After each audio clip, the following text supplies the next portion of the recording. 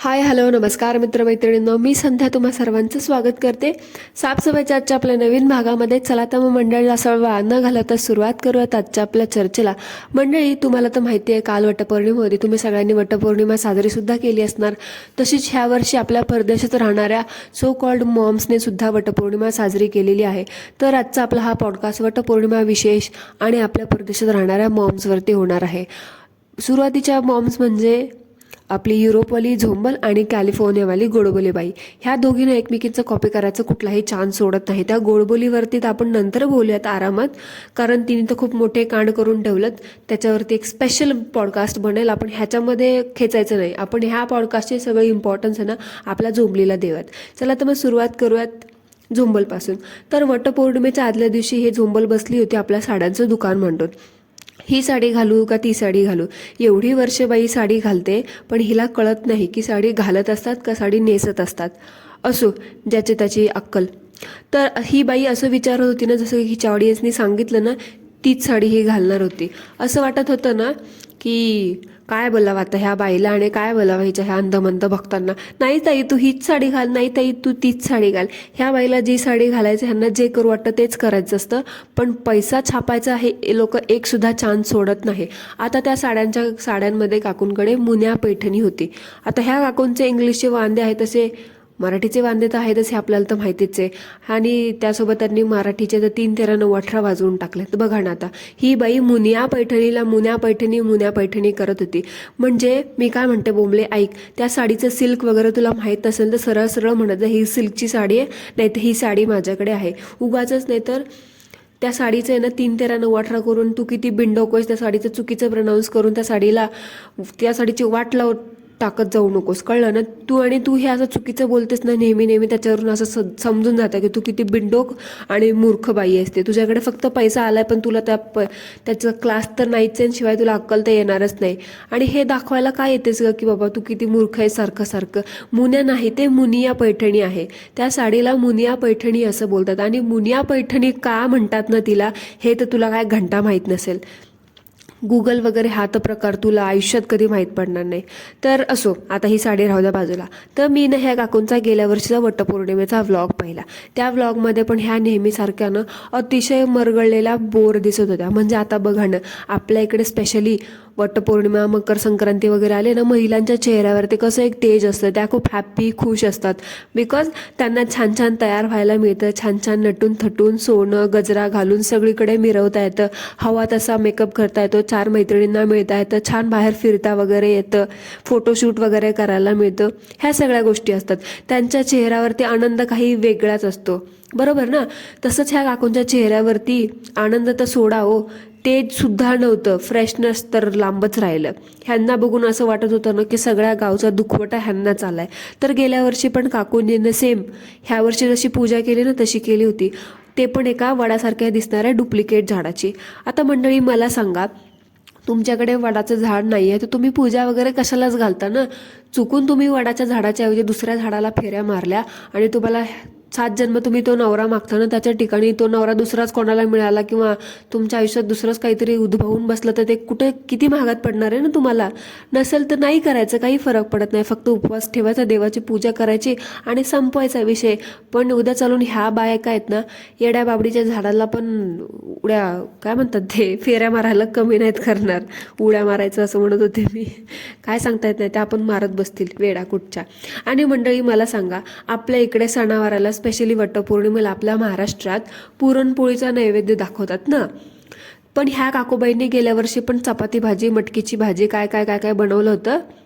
आणि ह्या वर्षी पण ह्यांनी सेम तसंच चपाती भाजीचा नैवेद्य फॉलो केला. आता मंडळी मला सांगा, काय फरक पडतो की बाबा तुम्ही ह्या बायका असं सांगतात की आम्हाला खूप हौस आहे, आम्ही सगळे सणवार पार पडतो, आम्ही सगळ्याच गोष्टी करतो. मग सणवाराला पुरणपोळी करायला ह्यांचा काय एवढं जीवावरती येतं. करायचं पुरणपोळीचं नैवेद्य ना.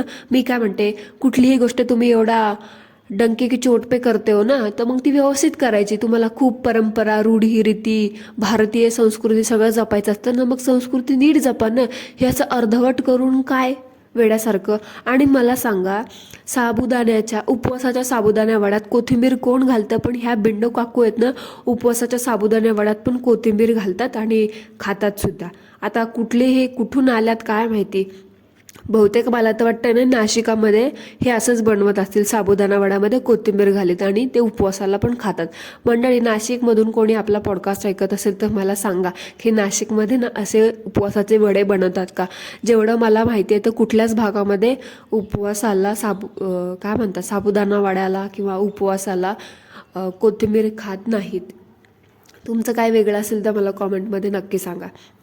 आणि मंडळी, मला सांगा, वडाच्या पूजेला जाताना आपण आपल्यासोबत पुरणपोळीचा नैवेद्य नेतोच, बरोबर? पण ह्या मूर्ख काकूबाईने पुरणपोळी तर बनवलीच नव्हती, पण साधी साखरसुद्धा सोबत घेऊन गेल्या नव्हत्या. गेल्या वर्षी पण तसंच आणि ह्या वर्षी पण तसंच. काकूंनी फक्त आहे ना साडी नेसून मी स्वयंपाक बनवते हे दाखवण्याचा भारीच जोर आहे. पण ह्या एवढंच साडीवर स्वयंपाक करायची ह्यांना हाऊस आहे, तर मग घरातली सगळी कामं ह्यांना का करू वाटत नाही बरं रोज रोज साडीवरती? आणि ह्या खूप उडूडसं भातुकलीचा स्वयंपाक बनवतात, मग पुरणपोळीचा स्वयंपाक पण बनवायचा की साडीवरती? काय रोग येतो का ते बनवताना? आणि काय ते मी साडीवरती स्वयंपाक बनवते. स्वयंपाक बनवायचंच आहे साडीवरती, तर मग ते एप्रन वगैरे कशाला घालते ग? ते न घालता बनवून दाखव साडीवरती स्वयंपाक, मग बघू तुझी कशी तारांबळ उडते ते. असं साडी चारू बाजूनी त्या एप्रननी पॅक बांधून घेतल्यावर तू काय, कोणीही करेल ना साडीवरती स्वयंपाक. वेडी कुठली म्हणे, मला साडीवरती घरकाम करायला खूप आवडतात. जा मग तिथली 4 घरातले धुणी भांडे करायला. तेवढंच आमच्या डोक्याचा ताण कमी होईल आणि तुझ्या डोक्याला पण ताण काहीतरी चालना बिलना मिळेल. आणि मंडळी, मला सांगा, ही बाई भारतात जाते तेव्हा तिला प्रत्येक सणाला लागणारं साहित्य ही का बरं घेऊन येत नाही? जसं वटपौर्णिमेला आता बघा, काळ्या मणाची पोत, हिरव्या बांगड्या, टिकली, सिंदूर, आरसा, फणी, ब्लाऊज पीस, वस्त्रमाळ, पान सुपारी, ओटीसाठी तांदूळ, नारळ, ह्या बऱ्याच गोष्टी असतात. हे सामान भारतामध्ये 12 महिने 13 काळ अवेलेबल असतं. मग ह्या बायका दरवर्षी तेच यूज करू शकतात ना, एका वर्षी जरी घेऊन गेलं तरी. ह्या बायका जेव्हा भारतात येतात ना, तेव्हा दुनियाभरचा कचरा आपल्यासोबत घेऊन जायचा ह्यांना लक्षात राहतो, पण ह्या महत्त्वाच्या गोष्टी ह्या घेऊन जात नाहीत. आणि नंतर अशी काहीतरी कुठली पानच गोळा कर, कुठलं काहीच गोळा कर आणि कुठल्या झाडाला वेगळ्या झाडाला फेऱ्या मार, असं काहीतरी करत बसतात. आता ह्या बाईच्या लग्नाला 10 वर्ष झाली आहेत असं हिचं म्हणणं आहे. आता मला सांगा, मग 10 वर्षातली ह्या बाईने एकतरी वटपौर्णिमा भारतात साजरी केलीच असणार ना. पण ह्या बाईला हे सुद्धा माहीत नाही, एवढे वर्ष करून सुद्धा पूजा 10 वर्ष झाली, आता कसे काढले 10 वर्ष बिचारीलाच माहिती. 10 वर्ष पूजा करून सुद्धा हिला हे सुद्धा माहीत नाही की वडाच्या पूजा करताना एक ब्लाऊज पीस आणि ओटीचं सामान ठेवायचं असतं. ते मेकअप करायचा, रीलवरती धांगडधिंगा करायचा, नाचायचं, काय म्हणतात ते फालतूपणा करायचा, आदल्या दिवशी साड्या काढून बसायचं, आदल्या दिवशी साड्या काढून मेकअपचं सगळं करून बसायचं, हे सगळं लक्षात राहतं हिच्या. पण पूजेचं साहित्य काढून ठेवायचं ह्या बाईच्या कसं काय नाही लक्षात राहतो? मी काय सांगते मंडळी, ऐका.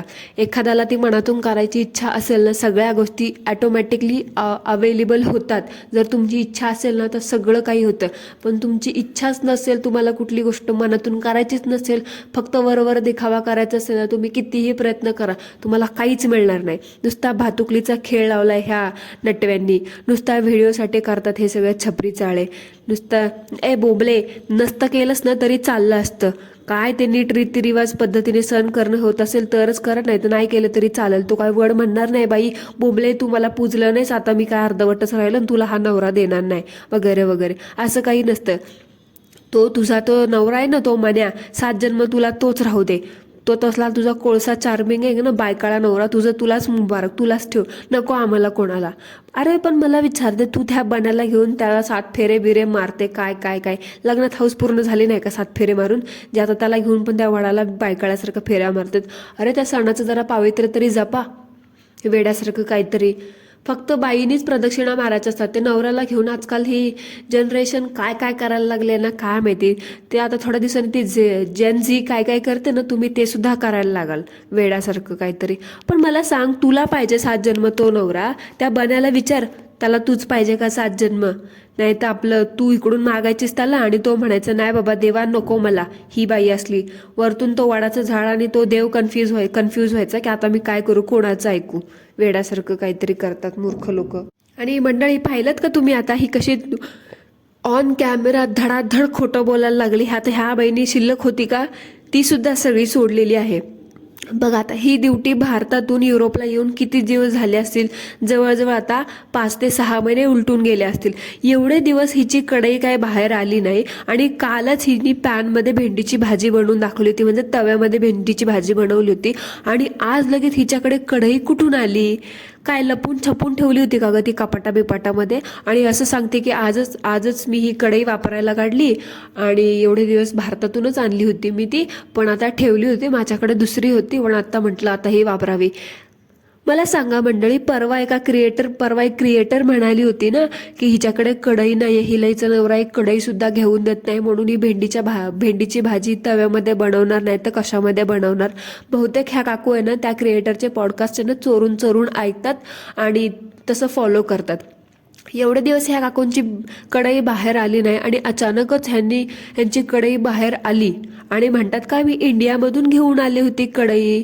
आता मला सांगा, इंडियाला जाऊन हिला 5-6 महिने झाले, तर मग कुठलीही बाई कुठलीही गोष्ट आणल्यावरती मग ती किचनमधलं कुठलंही असो 6-6 महिने कुठल्याही गोष्टीला ती वेट करू शकत नाही. ती एकदा तरी का होईना त्या गोष्टीचा काय म्हणतात वापर करून ती कशी आहे काय हे बघतातच.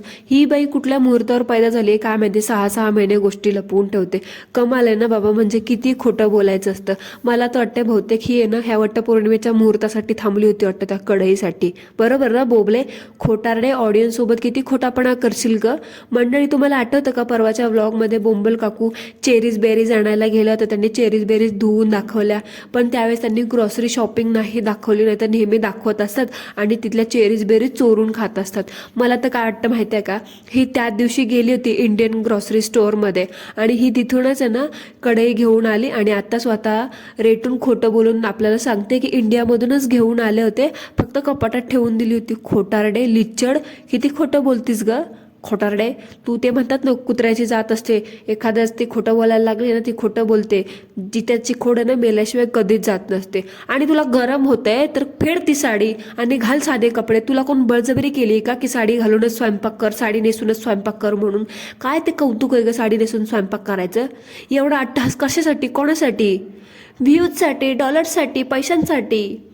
ओ आय सी, मला ते विसरलेच हे असले सगळे नाटकं. बाई नको दाखवूच ग तू किती आहेस ते, तू किती पाण्यात आहेस ते आम्हाला दिसते. आणि हे असं साडी नेसून नाटकं कितीही केलीस ना तरी तुझी ती बदनाम झालेली इमेज आहे ना ती काही तू सुधरवू शकणार नाहीस, कळलं का? आणि मंडळी मला खरं खरं सांगा, तो बोंबलीने बनवलेला मँगो शिरा ती म्हणत होती तसा मोकळा होता का? खरं खरं सांगायचा मंडळी, तो मोकळा नाही, चिखल होता तो चिखल. आणि ही बोलते खूप छान मोकळा झाला, मी भरपूर तूप घातले. आता हिला मोकळा शिरा कसा असतो हे सुद्धा माहीत नाही का? आता मंडळी मला सांगा का, आता किती गोष्टी आणि काय गोष्टी आपणच सांगायच्या हिला. आता मला सांगा बघा, सत्यनारायणाचा जो शिरा असतो का तो मोकळा फट्ट शिरा असतो, त्याचे कसे दाणे, त्यातलं ते काजू बदाम मनुके, आहा तूप वगैरे ते असं छान मस्त वेगवेगळं हातात घेतलं तरी तसं वेगवेगळा दिसतो, मोकळा फट्ट दिसतो. आणि हिने बनवलेला शिरा पार एकदम चिकट बनवून ठेवला होता, ढेकळं झालं होतं ते ढेकळं. आणि ही बोलते मोकळा फट्ट, बहुतेक नाशकामध्ये असा बनवत असावे चिखलासारखा शिरा आणि त्याला म्हणत असतील मोकळा. मंडळी नाशिकमधून कोणी आपलं पॉडकास्ट ऐकत असेल तर सांगा मला, कारण ही बोंबलीनं मला खूप कन्फ्यूज करून टाकते की बाबा नेमकं नाशिकमधून आली आहे अजून कुठून आली आहे काय माहिती. इतर वेळी ही बाई आहे ना नको तेवढा स्वयंपाक, वरण भात पापड पुरी बिरी बासुंदी वगैरे वगैरे बनवत असते. त्या शैला बैलाच्या बड्डेला सुद्धा हिनी काय केलं, त्या नाही काय नाही केलं, त्या बैलाच्या बड्डेला सुद्धा वटपौर्णिमेसारखा आधा अधुरा अर्धवट स्वयंपाक बनवून ठेवला आणि आज सुद्धा सणासुदीला एवढा चपाती भाजीचा नैवेद्य बनवला. का ग मुद्दाम करतेस का ग तू? का आम्हाला मुद्दाम दाखवण्यासाठी हे सगळं करतेस की बाबा माझी काहीतरी चूक दिसावी आणि ह्या लोकांनी परत माझ्या नावाचा डंका वाजवत बसावा? म्हणजे तुला कळत नाही का ग? हां, इतर वेळी आपलं काही गिळत बसते, सगळ्या गोष्टी 1760 पदार्थ करत पंचपक्वान्न करत बसतेस, मग सणासुदीला देवाला तुला करायला काय हरकत होते? आणि एवढं साबुदाणा बिबुदाणा बनवून खाल्लास, त्या देवाला साखर तर ठेवलीच नाहीस, त्या वडाच्या झाडाला साबुदाण्याची खिचडी पण नाही ठेवलीस ग तू. चपाती भाजीचा नैवेद्य नाही दाखवला त्या वडाच्या झाडाला, डायरेक्ट गेली देवाला दाखवला की नाही काय माहिती, आम्हाला दाखवलं सुद्धा नाही.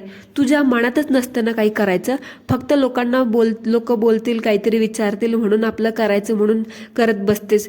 बाई तो देव काय म्हणत नाही की बाबा बघ म्हणून, तुझ्या मागे नाही लागला की बोंबले माझं कर म्हणून. नको करूस, उगाच नको जाऊस देवाची अपमान करायला, संस्कृती परंपरेचा आणि सनातन धर्माचा भावनेचा लोकांचा अपमान करायला. तू यासारख्या थुकरट तुच्छ भातुकलीच्या खेळासाठी उगाच ते ना पाप अजून अंगावर ओढून घेऊ नकोस. नाही केलंस ना तरी तो मन्या ना तुला 7 जन्म मिळणारच आहे. तो काळा कुळकुळीत मन्या तुलाच घे आणि गप्प बस. उगाच हे असल्या लोकांचे खून खोलण्याचे कामं करू नकोस ह्याचा देवाचा अपमान घेऊन. माझ्या समोर असेच ना मी तुला ना अशी एक बुक्का टाकला असता की ह्याचं चुकीचं का करतेस म्हणून. आणि तुझ्या आईची शिकवण कुठे जाते का अशा वेळेस? इतर वेळेस तुला तुझ्या आईची शिकवण खूप आठवत असते. तुझ्या आईने तुला ही शिकवण नाही दिली का की बाबा आपल्याला एखादी गोष्ट करणं होत नसेल तर ती नाही करावी, जर मनाभावातून अतिशय बॉटम ऑफ माय हार्ट असं करायचं असेल तर करायचं, असेल नाही तर नाही करायचं. उगाच ते पैशासाठी तू अजून किती नीच पातळीला जाशील ग बाई. कुठची म्हणजे तुला ना कुठल्या जातीची बाई आहेस ना मला हेच कधी कधी समजत नाही. म्हणजे एकदम नीच लिच्छड प्रकारची लोक असतात ना, ती अशी फक्त पैशासाठी हापापलेली असतात ना, ती अशी काहीही करतात. आणि तू त्याच्यापेक्षा वर्स्ट गई गुजरी केस आहेस, मूर्ख कुठली. सो मंडळी, दॅट्स इट फॉर टुडे. भेटूया पुन्हा एकदा एका नवीन पॉडकास्टसोबत. तोपर्यंत काय करायचं ते करा. ह्यांचं हे वटपौर्णिमा बघून यांना डोक्याला शॉर्ट झालेत. म्हणजे असं ना असं चिडचिड व्हायला लागली. हे असं का करतात, मुद्दाम करतात का नाही असं वाटायला लागतं. कारण नेहमी ह्या बायका असं काही ना काही उठकीसूट थोबाड घेऊन येतात. त्या तोंडाला मेकअप लावायला, मेकअप करायला, ह्यांना साड्या नेसून बसायला ह्यांना काही प्रॉब्लेम होत नाही. ते बरोबर सगळं ह्यांचं रूढी रीती पद्धतीने होतं, एकदम स्टेप बाय स्टेप फॉलो करतात ना. मग देवपूजा करताना, देवाचं कुठलीही गोष्ट करताना ह्यांना का नाही बरं नीट फॉलो करतायत स्टेप बाय स्टेप? होळीला सुद्धा तसंच केलं होतं. होळी केली होती कशी कुठे केली होती काय माहिती, मूर्ख कुठली यार. जाऊ द्या.